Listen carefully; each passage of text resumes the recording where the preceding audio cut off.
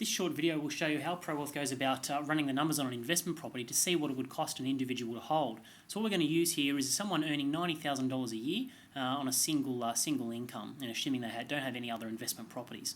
So all these boxes in green are variables that we can change, and they'll affect the overall cost to hold of the property. So when your consultant comes out, they'll be able to run these numbers with you, and you can feel free to change whichever boxes you like so that you're totally comfortable with your investment decision. So here we have a property. It's a townhouse in Lisero in this case. The price is $376,000.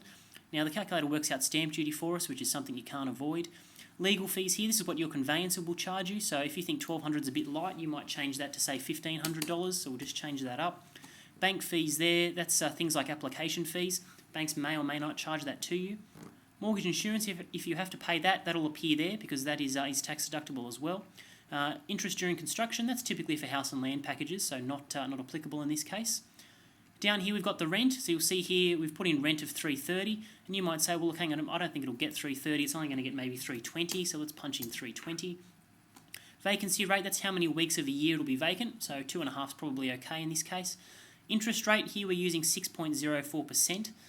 Agent management fees, that's to pay an agent to actually let the property out for you. 7% is about an industry standard, so we'll leave that in there. Council rates of $1,100, water rates if it's applicable in that particular council. Strata levies, of course, if it's a townhouse complex, you're going to pay some strata levies. Building and landlord insurances, etc. down here. Finally, down the bottom is the depreciation, where we work out from a quantity surveyor how much we can write off in terms of the building's cost and its fittings. Then if you come over here, what it's done is taken the person's income, which you'll see up here was $90,000 a year, and they're currently paying $22,000 a year in tax. Then after it subtracts all the expenses and adds back the rent, you'll see here their new tax is going to drop to about $14,000, which means they'll save around $7,000 in tax, and the property will cost them $77 a week. So instantly you can see how much the property will cost you.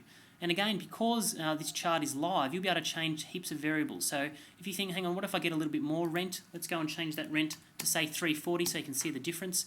Down here, you'll see that instantly the property will now only cost you about $65 a week.